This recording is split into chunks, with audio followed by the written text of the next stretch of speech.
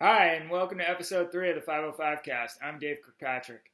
Today, my guest is Macy Nelson, who's been in the class for a long time and has been a huge influence on the class, both through sailing and in the parking lot, helping people out.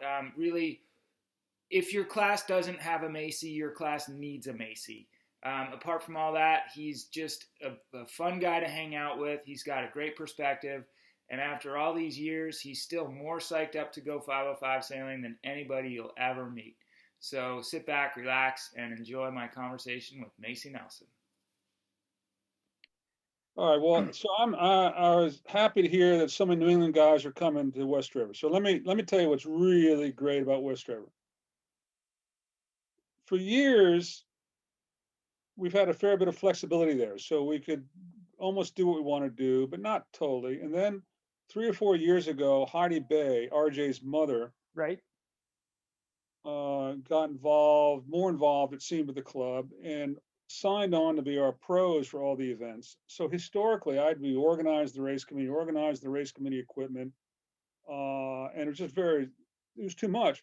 Then she stepped in and she does everything. So we got some training sessions set up this spring. We're going to start in 2 weeks, and she's going to be running the rib for us. So when I think of what's happened in West River the last 5 years, it's Heidi's involvement. So then, for years, I would say the biggest disadvantage of West River is that there was no housing close by. And I mentioned that to Heidi at the East Coast 45 years ago. She goes, "What are you talking about, Macy? I'll get housing 5 minutes away." She lined up housing of course, this was pre-COVID, Right. everybody within minutes. It was unbelievable. And so I think that, this year is going to be a little bit different. But to the extent, if there's a way that she can pull it off, she will pull it off. Well, I read in the registration it said that a bunch of members had made use of their boats available, so every crew could have a boat in the marina. Um, I saw that. My main message is, if Heidi says she's going to pull it off, she will do it. But I mean, last time, people were on boats, people were in houses. I think Dwayne was across the river in a guest house, and the family gave him a rib to commute to the West River with. Nice. It was all really good. Yeah, that's Uh, great. so that's good. I'm glad 8 boats are coming. Tell those guys to register. Yeah, yeah. I think it's only you and us right now who are, Hmm. or my last check. So while we're on the topic on West River's been one of the you've been involved there since forever, and it's been one of the few places in the world where you can go down to the yacht club and go race 5-0s. What's enabled that? What's the story? Like, what's unique about West River that happens? Well, so West River has strengths and weaknesses, and its strengths is that it's easygoing, it's relaxed. More often than not, they're very accommodating to what we want to do. And for the last 5 years, they've been extraordinarily accommodating. We have a beautiful SSA is an asphalt parking lot. We got Right. a grass lot. And, on if it's been raining for a few days, it's not perfect. But if it's reasonably dry, it's perfect. Disadvantage is you got a long sail out to the bay. It's a mile out to the bay. And that's why I'm really excited to have Heidi running the rib, because if it's light, there's always 10 knots in the bay. She can tow us out, tow us in. Right. Um, but I think what's really, I mean, just this year we got a few more members. I think that the club has concluded that we're motivated. The 50 group is motivated, that we're serious about what we're doing, and they want to support it. And they've been supporting it 1,000%. That's awesome. Yeah, no, it's been really good. And how many boats are there, on a normal day? Well, what's a normal day? So I got a few boats. Curtis has a second boat coming. Yeah. Brendan's got a boat. He's pretty serious. Barney's there. And then, let's see, Barney, Brendan, the Bretons, pre-COVID, they were, they say they're going to start sailing again. I think we're going to have, for our training sessions. We could have as many as 10, but it would be more like 5 probably. That's People pull together and get going. But do you know Latney Montague? His son is, sure, yeah. so that they're gonna keep their boat there this year, so that's gonna be really good.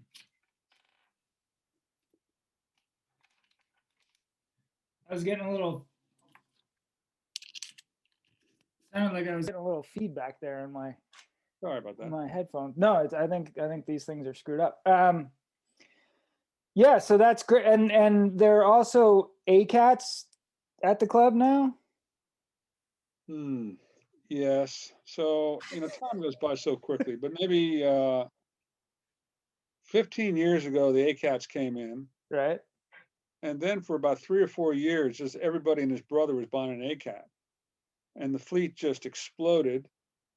And then, as best I can tell, essentially evaporated. So there's 2 or 3 there now, it seems. Was the growth of the ACAT coming at the expense of 5.0s, or? No, it's a different game. I think it was, no, not really. It was a different group, but there was just so much development in the class. Like, there was too much development. Yeah. New sail, new foils. Right. So I think that the ACAT fleet, it's there, hanging in there, but barely. Okay. We'll talk about what the 5.0 class is doing and has done right, because I think there's somewhat against my personal history here. I'm like a huge optimist about the way 5.0s are going, but yeah, I mean, when I was thinking about getting into 5.0s again, one of the classes that it was like, do I do a Moth, do I do an F-18, or do I do a 5.0? And I of the 3, I'd only had any history with 5.0s.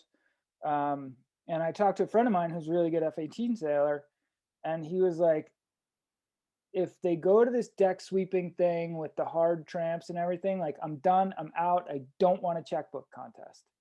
And I think that the development, there's an amount of development that's right, but boy, it can get expensive, and it can turn people right off. So you're thinking that maybe the 505 classes have the correct amount of development? That would be it's Yeah, still relevant, right? I mean, it's Well, yeah, 60-year-old boat. We got, what were the big moves? High aspect foils. That was always there. That wasn't like anybody could have done that at any point, right? Well, yeah, but all right, but that happened in the late 90s, and then the big kites. Big kite. And then the carbon booms, which enabled the double poles.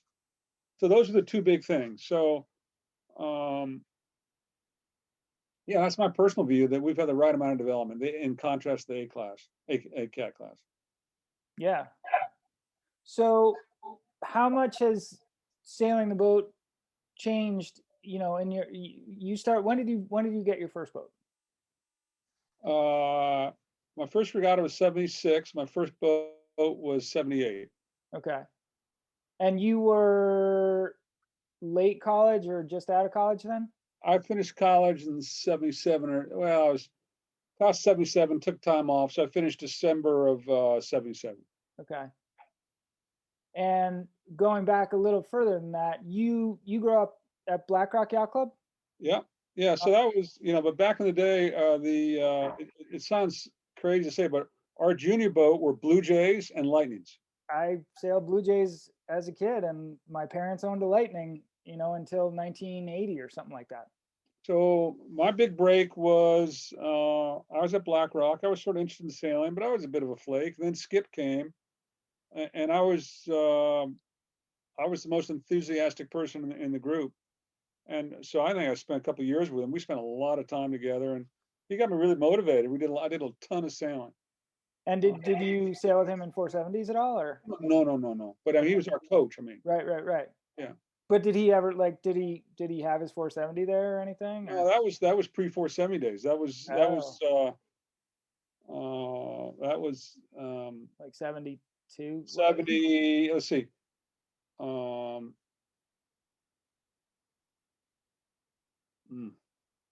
probably 70 to 71.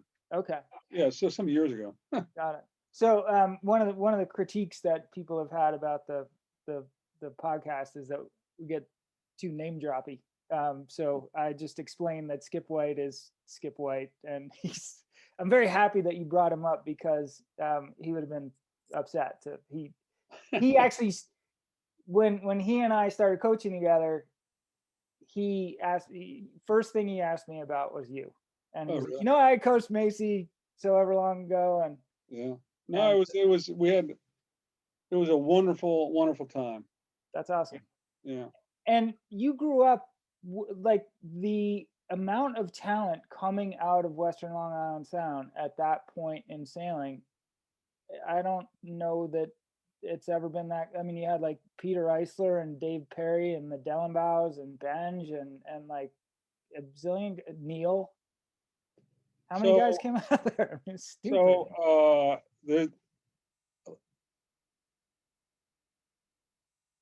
that's true. So let me just say, there's a very funny photograph. Let me tell you who used to crew for me in the Lightning. Yeah.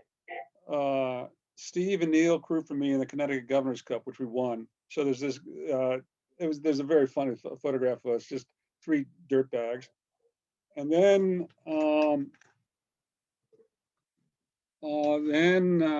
I did Cork with Dave Kellogg and Peter Eisler. Huh. And they had Lightnings at Cork. Yeah, back in the day. But Right that was my first big trip, and I had this vision it was going to be really windy there. I had a dream before the regatta that Peter showed up at the regatta and he put on about 50 pounds. It was just so that was good fun. Yeah, but that was a long time ago. And then how did the 5-0 come about? Like, so I was teaching. Tufts had a sailing program this summer, and I was working there. And there are the 5-0s. Everyone was thinking about 5-0s. And then and there was a big group in Marblehead. You're right. And Moose, of course, and he was sailing a guy named Bill Salvo. And then Moose got sick, and then I sailed with Bill for a year. And that was it. I never looked back. Were you on the front of the boat then? No, I was crewing. Okay. Yeah. Right on. Yeah. And then your first boat was one of those Lindsays that was getting built right up. No, it was a Ballinger. Oh. Cost $2,200. It was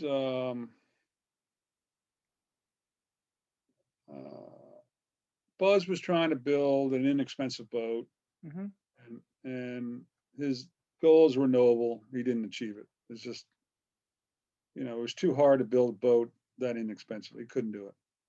So the boat sort of fell apart. And what was what did a Lindsay new out of the box cost at that point? Was it 2x, 3x, or what? Well, so then I got I didn't never own a Lindsay until a few years ago, but I got a water rat in '81. Okay. And I think the haul was $5,500. Right. But that was a that was a Kevlar honeycomb epoxy boat. That boat was still sailing recently, right? Yeah, it's still sailing. Yeah.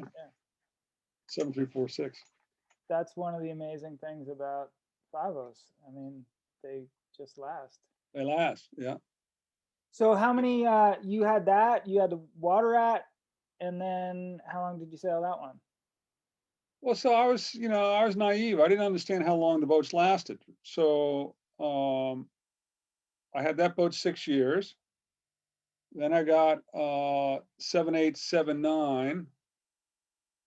And that boat, I ordered it, but I never took it because it came out a little heavy, and Larry said, "Let me build you another boat." So that was 8015. That was a third boat. And then I decided I wanted to do a launcher. So then I got 8191. And the sail, that was a beautiful boat. I sailed that boat so much, and then that got crushed by a truck. And I got 8722. So kind of your boat got crushed by a truck. Yeah. Little detail there. What happened? So I was driving back from Florida, and I was in Georgia, and I was in a service road to go to breakfast, and you know, F-350 something came over the hill, didn't see me, and yeah, it was bad. Yeah. You were okay? So yeah, well, yeah. So that boat was toast. I was all right, but then that was pre mobile phone era, you know. So that happened about 6 in the morning, and I remember thinking, "Oh man, what am I gonna do?" So I waited till I thought Larry was gonna be in the shop. It's like 8 o'clock his time. I call him up. It was that day. I mean, I was still driving over from Florida. Right. I said, Larry, I said, I need to order a boat. My boat just got crushed. I figured I had to do it, right? So I ordered the boat that morning. And Larry said, you got me a good time. I can have it done in 5 months. So I got that boat, and that I'll tell you, we're having that boat. I'm having that boat refinished now. That's a beautiful boat. Such a beautiful boat. What number is that one? 8722. Okay. It's a beautiful boat. It's my favorite boat. I mean, yeah, it's just everything about it's beautiful. Then my son got the Lindsay, which we just refinished last year. And then I wanted to try Rhonda, so I got a Rhonda, and that's the one I've been sailing. I've been sailing the Rhonda mostly. So that's 9095, right? Yeah, so that's the Rhonda up there. Yeah. And when did you go to the blue holes all the time? So well, my favorite color is yellow. So my first water out was yellow. Yeah. And then I saw a big boat that was blue, the blue water line. That was pretty. So I got 8015 was that.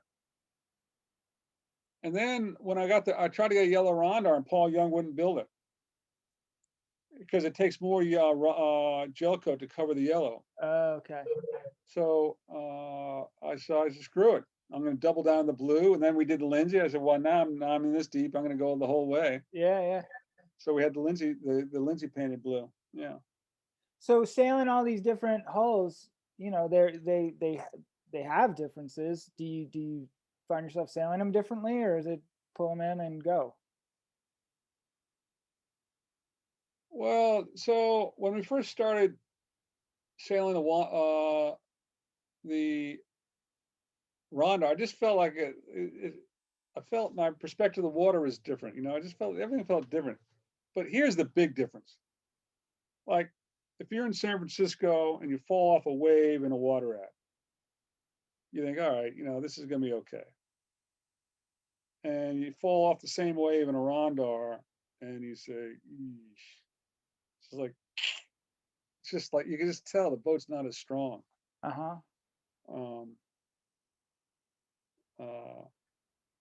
So you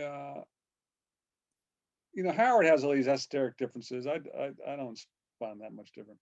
You know, when Nick Troutman and Mike Mills went from having the dump truck, the Lindsay, to the Rondar that they won the Worlds in, they thought that there was kind of a step in the rocker almost, where like they could be pretty far forward in the Lindsay planing upwind, and if you didn't move back enough in the Rondar, like the Rondar sailed like pretty bow high in their estimation, and you know, if you were too far forward, you're just pushing water around and not going fast. So like that's my only kind of real discussion about it that I've had. Everybody seems to think so the Rondar's got more rocker in the back, right? I think the rocker, like the whatever the naval architect term, but like the run in the back is shorter. I think like the transition point, the you know, the max of the banana curve is farther back in the Rondar. And they were smoking a lot of weed at that point, so this could have been totally made up. You know, none of this is verified at all. So who knows? And they were they could have been fast in a shopping cart at that point. So I I mean, think the those best guys person are to ask is I would ask Howard. Howard okay. would have a very analytical answer. I think I think that the Rondars turn more quickly, it seems, but Okay. what? So one of the things you got to do with a 5 is you got to say I'm with somebody, and I was looking at, they have these some dork put together all these results from God knows when and put them up on the web, and it's great for me. You have had the best crew selection. You've sailed with more rock stars and more like what? How do you pick them? Mm. How do you get Mark Mendelblatt, Duncan Skinner, Pete Allery? Like, you got a Hall of Fame. There's some, yeah, Mike Martin, Yeah. um, Russ. Ross. So all right, so here's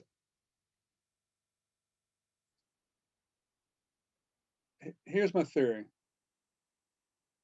You got to work at it, right? So you got to just work. You got to be thinking about who do you want to sail with, who's available, and then you got to sail. You got to work at it. So, uh, uh, you know, Duncan, I was sailing with John Fry in those years, and Yeah. uh, then I had a couple kids there for a while, so I got a little distracted. But then, Peter was great. I remember talking to. I remember calling Mike Martin. I said he was just a good option getting out of college. I can remember I got him at his girlfriend's house one morning, and I said, Mike, let's go to the North Americans. He's all right. And then I remember Bodie. I never had met Allery, and then Gary Bodie mentioned Peter Allery to me. Macy, he's the guy you got to call. So I called him up.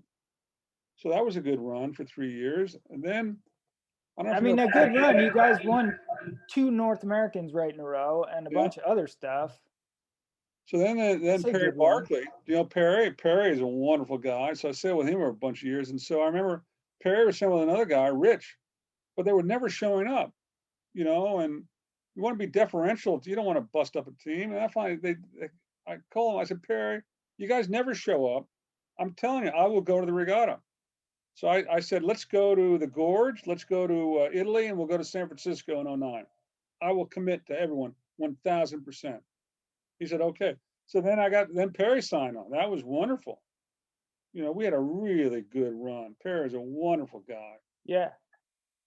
Now Russell's been really good. They're all really good. Every one of them are really good, in my opinion. All right. I like it. And so I'll ask you a super tough question in a bit, but you've also gotten to sail with your son quite a few times. A little bit. So, he's got a boat. This Lindsay's his. I refinished it, so it's sort of mine now. But he sailed hard for a couple of years, but he was sailing with other people. Right. That was a lot of fun actually, because he was. We went to England for the Worlds, and he was one boat, I was the other. Yeah, it was good fun. But then he got distracted by life and moved on. Yeah, that happens. Yeah. All right. So I'm gonna exempt Nick and I'm gonna exempt Russ from your answers. Make it a little easy, less political. At the top of their game, like you could take any crew you've had at the top of his game. Who's the one? How much wind? You don't know. You're covering your odds. For one event or for a couple of years? Let's say one event. Make it simple. I would sail with any of those guys. All right, but here's my theory. My theory is, see, I only did one regatta with Mike, the North Americans, and Peter I sailed with for 3 years. Right. So that's why I have a sense of his ability to sort of commit to a longer commitment. But here's my theory about Peter. Peter, because of his size, excels in the moderate conditions. Like he's not too big, so he can move around the boat. Like in moderate conditions, I got to say he's really good. Really, I mean, they're all really good. Yeah. And I'd sail any of those guys in a heartbeat, any day. All right. Good non-answer. I like it. The question is, you got to ask whether they'd sail with me, and the answer is likely no. But that's well, I think the evidence in front of me would say otherwise. You've gotten all these guys to, your reputation is obviously not standing in your way with people saying. No, it's been good fun. They're all wonderful guys. That's good. So what's your favorite condition? Like you wake up and what are the trees doing on your best day? For reasons I don't totally understand, I can feel the boat best in like 13 to 18 knots. It's just moderate conditions. Okay. I can feel the boat. I just have a better feel for the boat. In the light stuff, I just don't feel it. I'm not very good at it. But my goal in 505 is to sail well in real wind, which is hard when you don't practice in it. Yeah.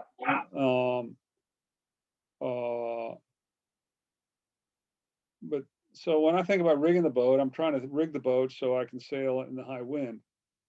But it's it's a challenge. You sail against the really fast boats in the breeze in San Francisco, it. Yeah. Right. It's yeah. And you feel like that's when the biggest differences are is as the breeze goes up, the gaps get bigger. Yeah, the answer is yes. So I mean, you're in San Francisco with Mike Martin and those guys, and guess what? They're faster. Yeah. They're faster than everybody now. I mean. Yeah, but they're not just faster. They're just always faster. They're just faster. Yeah, so that's what. One of the things that was told to me when I was first getting into 5.0s is that it's not the top speed that you can go, it's what percent of the time, and this is like the Christer Bergstrom era, right? So everybody's like, well, he doesn't really go faster than other people, but he's just always going that fast. He never slows down. Do you think there's any validity to that? Or was there? And well, I think that's probably true for most people, but I think the best guys have a higher percentage or a lower percentage of slowing down. But most of those guys are pretty quick all the time, I think. Yeah.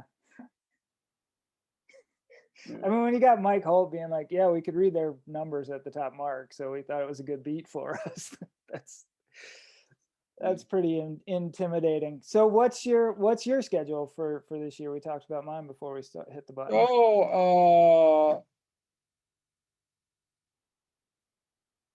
We'll do the East Coast ANAs and what's in between. I wouldn't rule out Bermuda. Right. I'm not sure where Russell is on that. But my goal is to get my boats going. I got 2 boats going now, and to have them sailing once a week, beginning in 2 weeks. So we're going to take the boats down next. We're all going to meet at the club next Saturday, and my hope is we're going to have our group just sailing once a week. Yep. To the fall. That's my goal. But the reality is, I mean, it's hard to plan. We got the East Coast, we got the NAs. What else is there? There's the Wickford Regatta. Then we got some stuff down here. What else is there on the schedule? You got Buzzards Bay. Oh, when's that? First weekend in August. Uh-huh. And then we have the Newport Regatta 2 weeks or 3 weeks after that. It's like the 21st of August. Uh-huh. And I can happily report that we just our fleet grew by one more 3 days ago. Who's that? Keith Longson.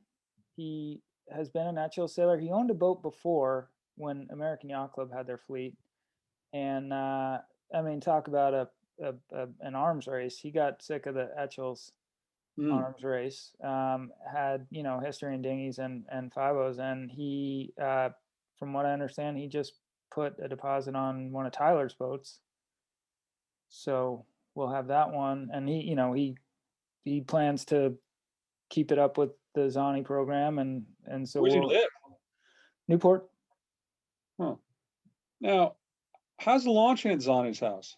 It's pretty adventurous. You got to go kind of through a little marsh to get out, but it's all right. It's not like deluxe, but once you get out, the Pete and Mike are very convinced that, or Pete in particular is very convinced that the conditions on Mount Hope Bay, which is where you sail there, are really close to the Great Sound. So they're really focused on Bermuda. But it's a big track with a lot of running room. You get a sea breeze that funnels through there. There's really, unlike Newport, the one bummer thing about Newport is that, you can just, there's so much traffic sometimes. There's so many boats out on the water, just yahoos buzzing around everywhere. And there's just not that up there. So it's a little, it's not, I'm sitting right now a 6-minute bike ride away from Sail Newport. So it's a little less convenient for me to go up there, but how long drive is it? For me, like 15 minutes. Oh, that's close. Yeah, it's not far. This is like, it's not an hour. It's not. It's twice as long driving a car to Zani's as it is to riding my bike to Sail Newport. These are not hardship situations. Right. And it's we got a shower there. There's a hose. There's you can. So your boat's there now? Yeah. As of yesterday, I took it there yesterday. And so Zani and Pete have 2 Ahasso's old boats. Right. And then, so Colin's going to sail one of those. I forget who else coming up there. But I think we're going to have, at max, we'll probably have, we think we can shoehorn 6 into there. And I think we'll have 6 out there. But then we got, the Ingalls are around, and they're going to be probably focused more on being out in Sakonnet, which is, that's a far drive. It's a short sail, but a far drive. But they're really good. And they're going to host a training session in the summer in like July. And that's a great venue because it's not as windy as a lot of other places around. They'll try to tell you it is. It's not. You get no funnel. It's not like, but it's you're in the GD Ocean. When you leave the yacht club and you make a left turn, bam, ocean. Really? Yeah, it's cool. That's very nice. Yeah. It's out. It's out there. So it's a beautiful spot, and they live right there. So obviously they're psyched to do that. But tons of activity, and that was, back to my optimism point. Like, we talked about the fleet and the boat doing enough development, but not too much. But what are some of the other like software things? Like, what has held this class together for so long that we can still, I don't even know how old the class is, but it's 25 years since I owned a boat. Like, how is there a 5.0 class to just jump right into and be this active that long after? What's the class doing right? Well, it's a beautiful boat, right? That's the first thing. All right.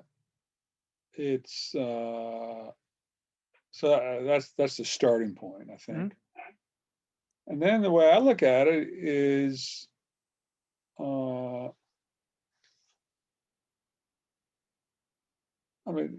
the pre-COVID era, for the last 30 years, 40 years, you can go to the Worlds every year and there could be between 80 and 180 boats.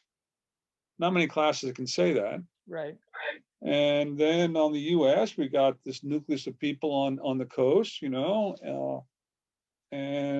there are enough people who are, I think, committed to it that just it holds it together, and but I think the main thing, it's a beautiful boat, and they last a long time. Mm-hmm. That's all I can figure.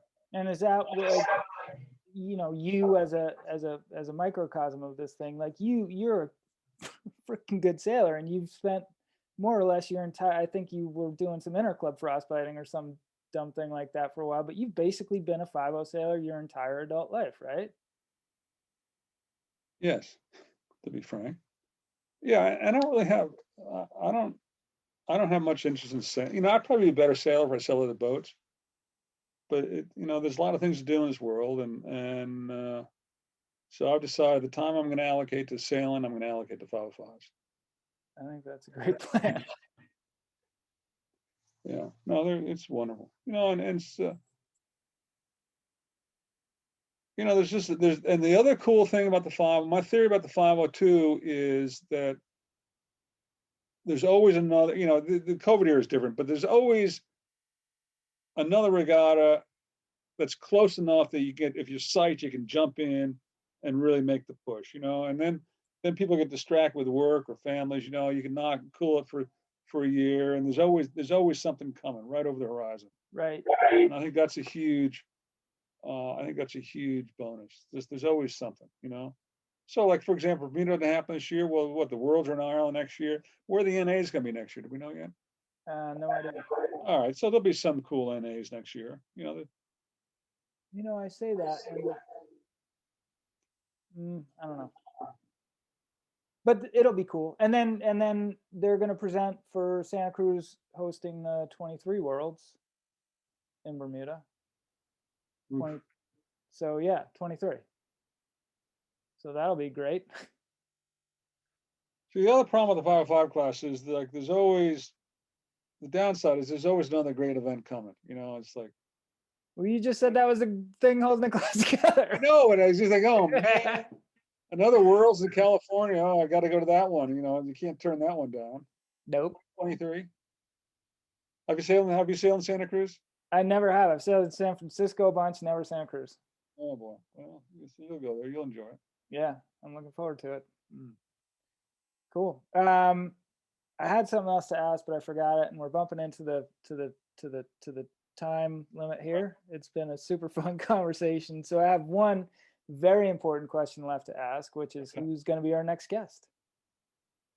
Oh, I have to put that on the internet. I would vote for Eric Anderson. I think that's a great choice. And as soon as you and I had stopped talking about cruise, I remembered, like, oh yeah, you were like the first guy that Eric sailed with, right? I've been the first guy I sailed with, but I think he did his first Worlds with me. Okay. Yeah. Augie told me about Eric. He said, Macy, call that tall guy with the blonde hair. And he wasn't talking about me. No, he's talking about Eric. So I called Eric. I said, hey, Eric, you want to go England? He said, sure, I'll go. That was good fun. That's great. Yeah. All right. Well, Dave, hey, thanks for all your hard work. Appreciate it. And we'll see you this spring. Look forward to it. Yeah. I'll see you soon, Macy. All right. Thank you so much. All right. Thanks a lot. Bye. Bye.